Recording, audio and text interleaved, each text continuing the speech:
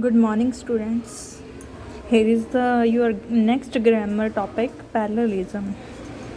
First of all, you have to know about parallelism. What do you mean by parallelism? Here is the definition of parallelism: the balance between two and more similar words, phrases, and clauses is called parallelism in grammar. क्या कहते हैं ये कि जो balance होता है दो words के बीच, बैलेंस बनाना, एक ही सेंटेंस में दो वर्ड्स के बीच एक बैलेंस क्रिएट करना और फ्रेजेस के बीच बैलेंस क्रिएट करना या फिर दो क्लॉजेस के बीच में बैलेंस क्रिएट करना, वो क्या कहलाता है? पैरेललिज्म कहलाता है। एक सेंटेंस में अगर दो या दो से ज़्यादा वर्ड्स आए हुए हैं तो उनके बीच में हम कैसे बैलेंस क्रिएट करते हैं, वो कैसे एक सेंटेंस में पैरेलल चलते हैं। नेक्स्ट क्या है, अगर आपके सेंटेंस में दो फ्रेज़ हैं, इडियोमेटिक फ्रेज़ हैं, तो उनके बीच में कैसे हम बैलेंस क्रिएट करके उन्हें कैसे पैरेलल शो करते हैं। अगर आपके सेंटेंस में दो क्लॉज हैं, क्लॉज आपको पता है, क्लॉज आपके subordinate clause, coordinate clause, principal clause, main clause, ये आपको ऑलरेडी पता है बेटा। तो ये अगर आ जाते हैं, जो आपके कंडीशनल सेंटेंसेस होते हैं उनमें आपके दो ही तो क्लोज होते हैं, उन्हें हम कैसे पैरेलल शो करें, तो वो चीज़ क्या आती है, पैरेललिज्म के टॉपिक के अंडर आती है हमारी ग्रामर में। Parallelism is also called parallel structure और पैरेलल कंस्ट्रक्शन। पैरेललिज्म को हम क्या कहते हैं? Parallel structure. आपके अगर दो से ज़्यादा वर्ड्स आते हैं तो उन्हें क्या बोलेंगे? पैरेलल का स्ट्रक्चर है ये। और उसके बाद अगर आपके फ्रेजेस आ जाते हैं तो वो भी स्ट्रक्चर के अंडर काउंट होते हैं। अगर आपके क्लॉजेस आ जाते हैं तो हम उसे क्या कहेंगे कि हम we have to deal these clauses according to parallelism, कि हम पैरेललिज्म के रूल्स के अकॉर्डिंग इनको डील करेंगे, इनका स्ट्रक्चर मेंटेन करेंगे। नेक्स्ट क्या कहता है? Parallel construction prevents awkwardness. अगर ये वर्ड्स की जो है प्रॉपर पोजीशन यूज़ नहीं की, उन्हें गलत जगह पे यूज़ किया हुआ है, तो उससे क्या होगा, आपका जो सेंटेंस होगा वो ऑकवर्ड लगेगा, आपको अजीब लगेगा, आपको वैसे ही फील हो जाएगा कि इसमें कुछ ना कुछ एरर है, ये प्रॉपर यूज़ इसका नहीं है, ये प्रॉपर नहीं यूज़ हुआ है, तो इसमें क्या है, कोई ना कोई मिस्टेक है। देन नेक्स्ट क्या कहते हैं? Promote clarity. अगर आप पैरेललिज्म का यूज़ करते हुए उसके रूल्स को फॉलो करते हैं तो ये क्या करता है, आपको एक क्लैरिटी देता है एंड इम्प्रूव राइटिंग स्टाइल, और आपके राइटिंग स्टाइल को भी इम्प्रूव करता है। आपको किस टाइप से लिखना चाहिए, किस स्ट्रक्चर में लिखना चाहिए, वो सारी चीज़ें इसमें इम्प्रूव होती हैं। And readability. अगर आपने पैरेललिज्म के रूल्स को अच्छी तरह से फॉलो किया है, अच्छी तरह से आपने अपने राइटिंग स्टाइल को मेंटेन किया है, तो इससे क्या होगा, जो आपका मैटर होगा, जो आपके सेंटेंसेस होंगे वो रीडेबल होंगे। ओके, अब इसके 1 बाय 1 एग्जाम्पल देखिए। मैंने इसके 3 एग्जाम्पल लिए हैं। फर्स्ट एग्जाम्पल मैंने क्या किया है, वर्ड्स को बैलेंस किया है। देन सेकंड एग्जाम्पल में मैंने वर्ब्स को मेंटेन किया है, बैलेंस क्रिएट किया है, एक से ज़्यादा वर्ड्स हैं उन्हें मेंटेन किया। अब सेकंड सेंटेंस में एक से ज़्यादा वर्ब यूज़ की हुई हैं, उन्हें मेंटेन कैसे किया। और थर्ड सेंटेंस में क्या है, मैंने 2 सेंटेंसेस लिए हैं, उन्हें मैंने किस टाइप से मेंटेन किया है वो आप इसमें देख सकते हो। तो फर्स्ट एग्जांपल है हमारा, Nancy likes playing the piano, the trumpet and play the guitar. अब ये सेंटेंस है आपका, इसमें आपको ईजिली शो हो रहा है कि कोई ना कोई एरर है, बट एरर है कहाँ? हमारे जो वर्ड्स हैं, हमारे इंस्ट्रूमेंट है पियानो, ट्रम्पेट एंड गिटार, इनका हमने प्रॉपर यूज़ नहीं किया है। सो इन्हें कैसे अरेंज करेंगे हम? Nancy like the piano, the trumpet and the guitar. अब इनका बैलेंस देखो बेटा, वर्ब के बाद आपके इंस्ट्रूमेंट हैं, ओके। और इसका दूसरा जो मेथड हो सकता है नैन्सी लाइक्स प्लेइंग। नैन्सी क्या है, उसे पसंद है खेलना। किससे खेलना? Playing the piano, the trumpet and the guitar. तीनों वर्ड जो हैं वो प्रॉपर बैलेंस में यूज़ हुए हैं। यहाँ पे क्या मिस्टेक थी? The piano, the trumpet and play the guitar. खाली आपने गिटार के साथ प्ले वर्ड यूज़ किया है, वो आपका बैलेंस क्रिएट नहीं करता, वो इम्बैलेंस कर देता है चीज़ों को। ओके, नेक्स्ट आपका एग्जाम्पल है, she played basketball, had a shower and gone to school. यहाँ पे आपने देखो वर्ब का यूज़ किया है, बट वर्ब्स का क्या है, प्रॉपर यूज़ नहीं है। यहाँ पे आपने प्लेड वर्ब की सेकंड फॉर्म यूज़ की, हैड वर्ब की सेकंड फॉर्म यूज़ की, बट यहाँ पे गॉन आपने वर्ब की थर्ड फॉर्म को यूज़ कर दिया, तो आपका जो बैलेंस था वो बिगड़ जाता है। इससे ये आपका जो सेंटेंस है वो इम्बैलेंस हो जाता है। सो हम क्या यूज़ करेंगे? She played basketball, had a shower and went to school. जो आपकी जितनी वर्ब आई हैं वो प्रॉपर बैलेंस में हमने यहाँ पे यूज़ की हैं, तो आपका सेंटेंस जो है वो पैरेलल होता चला जाता है। वर्ब की second form played, then had verb की second form and then went. Go, went, gone, हमने वर्ब की सेकंड फॉर्म ही यहाँ पे यूज़ करनी है बेटा। तो आपको ये क्लैरिटी हुई? हमने यहाँ पे वर्ड को पैरेलल किया है। नेक्स्ट एग्जाम्पल में हमने वर्ब्स को पैरेलल किया है। अब नेक्स्ट में आप देखो एक सेंटेंस को पार्ट में डिवाइड किया हुआ है, बट उन सेंटेंसेस के पार्ट को भी हमें क्या एक पैरेलल स्ट्रक्चर में प्रोवाइड करना है।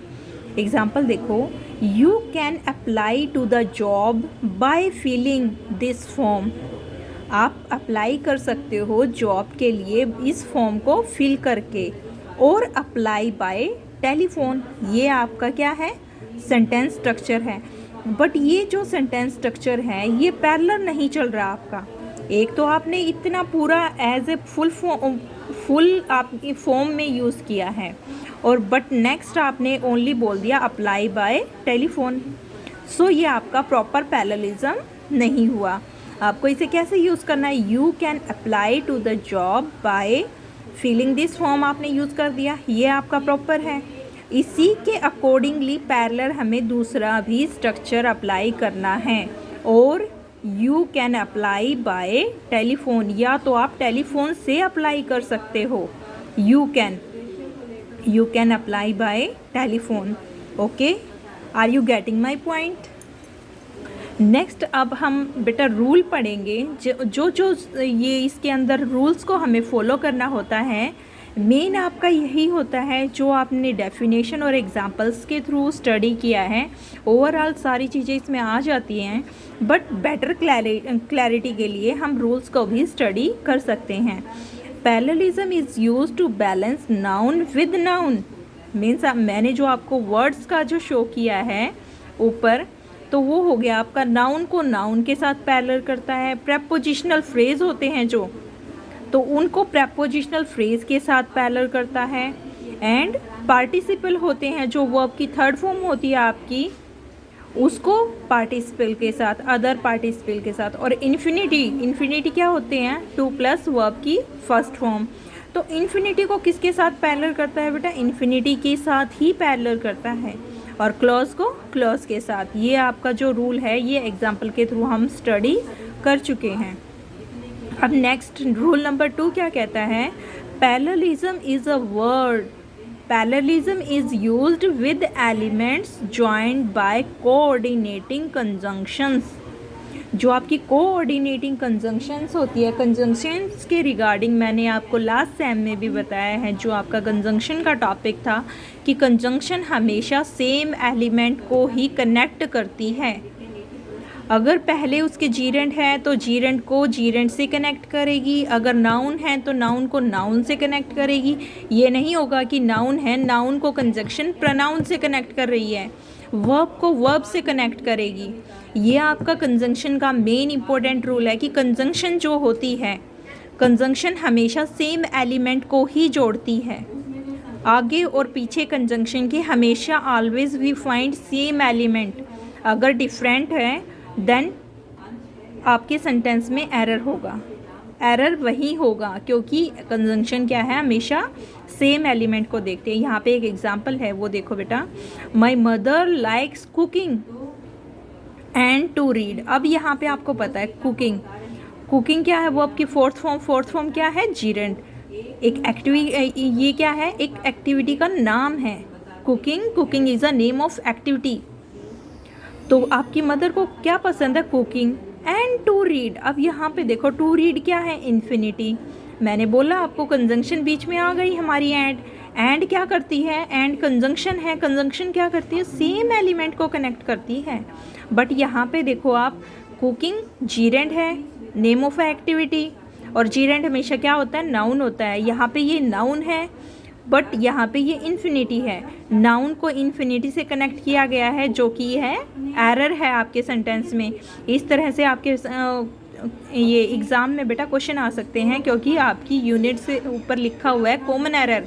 जो ये आपकी ग्रामेटिकल पोर्शन है, ये आपका कॉमन एरर की फॉर्म में आ सकता है। इसीलिए मैंने आपको ये दोनों सेंटेंस साथ के साथ में दे रही हूँ। आपका इस तरह आ सकता है, ये एरर है, आपको ये देखना है नाउन को कंजंक्शन नाउन से जोड़ेगी। तो क्या आएगा यहाँ पे, माई मदर लाइक्स कुकिंग, ये आपका नाउन है, जीरेंड एज ए नाउन। और जीरेंड क्या होता है, नेम ऑफ अ एक्टिविटी होता है। कुकिंग एंड रीडिंग, रीडिंग यहाँ पे ये टू रीड इन्फिनिटी था, और यहाँ पे ये क्या है, जीरेंड हो गया। जीरेंड is a name of activity that is also called noun.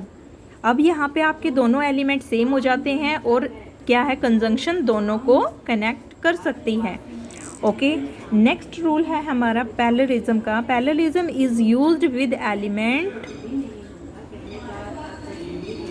Parallelism third है, parallelism is used with elements in list और in a series. In a series से आपका क्या मतलब है, जैसे मैंने आपका फर्स्ट एग्जांपल दिया है बेटा, वर्ड बाय वर्ड आप कई वर्ड यूज़ कर चुके हो, तो आपकी ये सीरीज़ ही है। दो या दो से ज़्यादा वर्ड हैं, तो आपकी सीरीज़ बना रहे हैं। आपने फर्स्ट वर्ड यूज़ किया, सेकंड, देन थर्ड, ये आपकी सीरीज़ बनती जा रही है। आपने सेकंड सेंटेंस में क्या, ये वर्ब यूज़ की, देन फिर दोबारा वर्ब यूज़ की, देन फिर दोबारा वर्ब यूज़, तो ये आपकी क्या है, एक सीरीज़ है। इनका हमें प्रॉपर यूज़ करना होता है। तो आपका थर्ड रूल क्या कहता है, parallelism is used with elements in list और in a series. In a series में यूज़ कर सकते हैं हम पैरेललिज्म को। इसका एग्जांपल देखो बेटा, this task can be done individually, in pairs, और can be done in groups of 4। इसने टास्क, ये एक काम है, टास्क है जो, उसके करने के तरीके बताए हैं कि आप इसे इंडिविजुअल भी कर सकते हो, आप इसे पेयर में भी कर सकते हो, और आप इसे ग्रुप में भी कर सकते हो। बट इसने प्रॉपर सीरीज़ का यूज़ नहीं किया। इसने इंडिविजुअली बोल दिया या पेयर बोल दिया, बट इसने ग्रुप के साथ एक्स्ट्रा मटेरियल को ऐड कर लिया, जिससे हमारा क्या है, बैलेंस बिगड़ जाता है। हमारा जो बैलेंस था वो बिगड़ गया, हमारे सेंटेंस में इम्बैलेंस हो जाता है स्ट्रक्चर का। हमने इसका क्या प्रॉपर यूज़ करना है, this task can be done individually, in pairs और इन ग्रुप्स।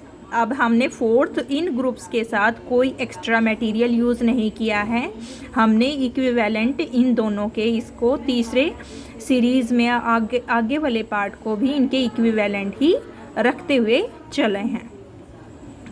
ये आपको क्लियर हुआ। क्या कहता है, this task can be done individually, in pairs और इन ग्रुप्स। ये आपका प्रॉपर है।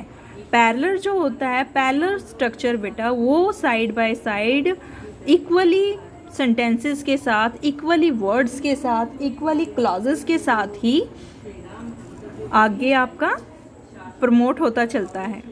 नेक्स्ट रूल है हमारा rule number 4, parallelism is used with elements being compared. जो एलिमेंट को कंपेयर करना है, पैरेललिज्म उनके साथ भी यूज़ किया जाता है। मीन्स जो कंपैरेटिव डिग्री होती है, कंपेयर भी हमें सेम एलिमेंट को ही करना होता है। अब यहाँ पे एग्जांपल देखो बेटा, आपका मेन इसमें क्या फोकस होना चाहिए, पैरेललिज्म हमेशा सेम एलिमेंट को ही एक सीरीज़ में लेके चलता है। एक सेंटेंस में आपका जो भी पैरेलल स्ट्रक्चर होगा, पैरेलल मीन्स पैरेलल सिंगल तो आएगा नहीं। अगर आपका सिंगल सेंटेंस है, उसमें कोई डिवीज़न नहीं है, तो वो आपका पैरेलल हो ही नहीं सकता। पैरेलल क्या होता है? जब दो चीज़ें या दो से ज़्यादा चीज़ें एक साथ चलती हैं, तो वो आपका पैरेलल होता है बेटा। और पैरेलल स्ट्रक्चर में हमेशा आपके सेंटेंस में या तो वर्ड पैरेलल चलेंगे, या वर्ब पैरेलल चलेंगी, या आपके सेंटेंसेस के पार्ट पैरेलल चलेंगे, तभी आपके क्या टॉपिक में पैरेललिज्म क्रिएट होगा। आपका जब लेंथी सेंटेंस आ जाता है और उसको कैसे टैकल करते हैं, वो उसके लिए आपको इन रूल्स को अपने माइंड में रखना होगा।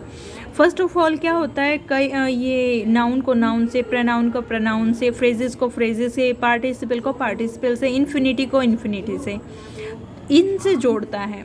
सेकंड रूल क्या होता है कि कंजंक्शन अगर आपके सेंटेंस में आ जाए, तो कंजंक्शन के आगे और पीछे सेम एलिमेंट हमेशा आपको देखना होगा। अगर सेम एलिमेंट है तो दैट इज़ ओके, अगर सेम एलिमेंट नहीं है that there is a error in your sentence.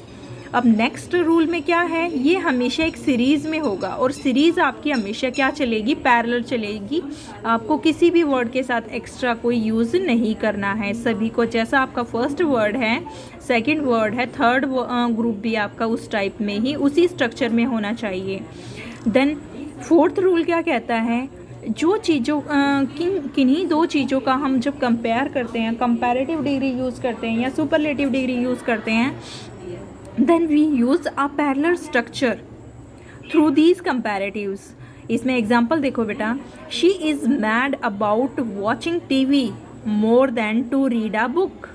अब आपको पता चल गया क्या है ये, कि यहाँ पे आप देखो she is mad about watching TV। watching मैंने आपको बताया था, नेम ऑफ एक्टिविटी है watching TV देखने के लिए वो पागल है बिल्कुल।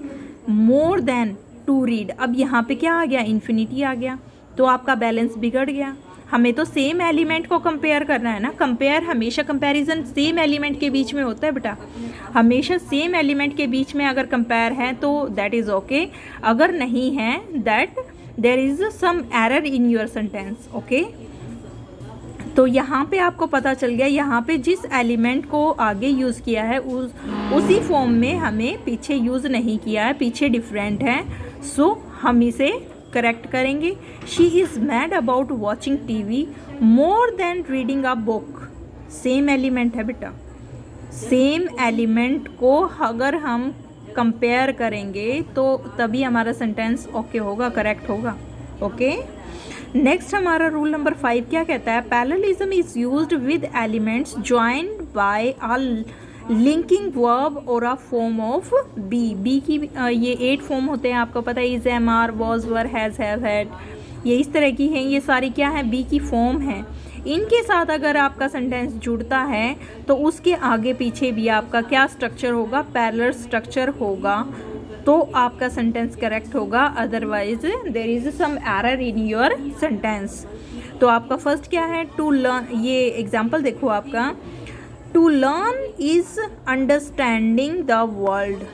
रॉन्ग है, क्योंकि आपकी बी की फॉर्म यूज़ हुई है और उससे पहले आपने इन्फिनिटी यूज़ कर दिया और उसके बाद आपने क्या? अंडरस्टैंडिंग वर्ब की फोर्थ फॉर्म को यूज़ किया है। तो इसे करेक्ट करने के लिए हमें सेम पैरेलल स्ट्रक्चर को फॉलो करना है। To learn is to understand the world, to learn is to understand, और टू के बाद हमेशा वर्ब की फर्स्ट फॉर्म आती है, हम फोर्थ फॉर्म का यूज़ नहीं कर सकते, देन इट इज़ राइट। आपका लास्ट रूल है, parallelism is used with elements joined by linking words. जो लिंकिंग वर्ड्स होते हैं, जो आपने कंजंक्शन में भी पढ़ा है, जैसे नॉट ओनली बट आल्सो, ये आपका पेयर होता है। जो पेयरिंग वर्ड होते हैं, लिंकिंग वर्ड होते हैं, उनका अगर आप यूज़ करते हैं देन उनके साथ भी आपका जो फर्स्ट वर्ड के बाद आया है वही सेम स्ट्रक्चर आपके सेकंड वर्ड के साथ आना चाहिए।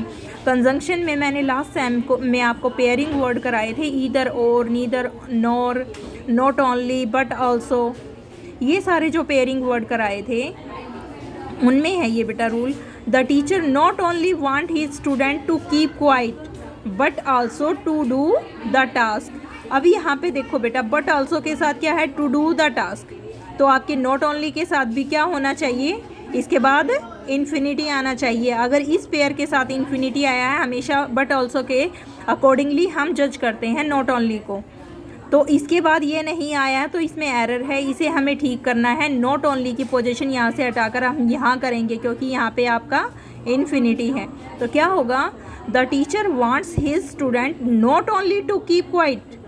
क्या है, आपका टीचर चाहता है कि जो स्टूडेंट है not only to keep quiet but also to do the task. नहीं तो केवल वो चुप रहें, ये ही नहीं चाहता, बल्कि वो क्या चाहता है कि वो काम भी करें। ओके, हमेशा ये स्ट्रक्चर जो होगा बट ऑल्सो के अकॉर्डिंगली हम नॉट ओनली को जज करेंगे। अगर वो प्रॉपर पोजीशन पर नहीं है तो उसकी पोजीशन हम उसके अकॉर्डिंगली सेट करेंगे। जो उसके बाद आया है वही सेम स्ट्रक्चर आपका पूरे सेंटेंस में ज़रूर होगा, और उसके सामने हम नॉट ओनली को एडजस्ट करेंगे। ओके स्टूडेंट्स, सो ये आपका टॉपिक है पैरेललिज्म। बेटा जिस टाइप से मैंने रूल्स के साथ एग्जांपल्स दिए हैं, यहाँ पे एग्जांपल्स दिए हैं, मे भी आपका इसी टाइप से एग्ज़ाम में आ सकता है। सो आप जब प्रैक्टिस करें वो इसी के अकॉर्डिंगली करें। अगर किसी भी बच्चे को, if any student have any problem regarding any rule, then ask to me. Okay, God bless you all.